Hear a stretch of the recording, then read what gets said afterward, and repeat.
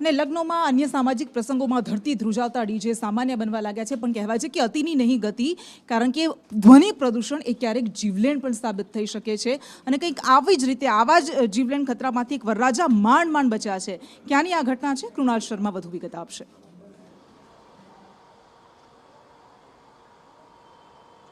Krishna, DJ શોખીનો માટે આ ખૂબ જ ચોંકાવનારો કિસ્સો છે અને આ કિસ્સો મહીસાગરનો છે કે જ્યાં હાલ લગ્નની સિઝન છે એટલે સ્વાભાવિક છે ઘણા બધા લગ્નો એક સાથે હોય છે, એટલે કે 3 જેટલા ડીજે એક સાથે વાગતા હતા, જેમાં વરરાજા પોતાના જે જાનૈયા હોય છે તેમની સાથે તેઓ નાચી રહ્યા હતા. આ દરમિયાન જ ડીજેના વધુ પડતા અવાજને કારણે આ વરરાજા પડી ગયા અને તેમની નસ ફાટી ગઈ. સ્થાનિકોનું માનવું છે કે આ ડીજેના વધુ પડતા અવાજના કારણે આ વરરાજાના મગજની નસ ફાટી ગઈ હશે. જોકે આ વરરાજાની મગજની નસ ફાટતા તેમને મહીસાગરથી વડોદરા અર્થે ખાનગી હોસ્પિટલમાં રિફર કરવામાં આવ્યા છે. આઈસીયુમાં તેઓ સારવાર હેઠળ છે. ડોક્ટરોનું માનવું છે કે બીપીનો થયું હશે, પરંતુ સ્થાનિકોનું માનવું છે કે ડીજેના વધુ પડતા અવાજથી જ વરરાજાની મગજની નસ ફાટી ગઈ છે. એટલે કે આ ચોંકાવનારો કિસ્સો જે મહીસાગરનો છે તે ખરેખર ડીજેના શોખીનો માટે એક ચિંતા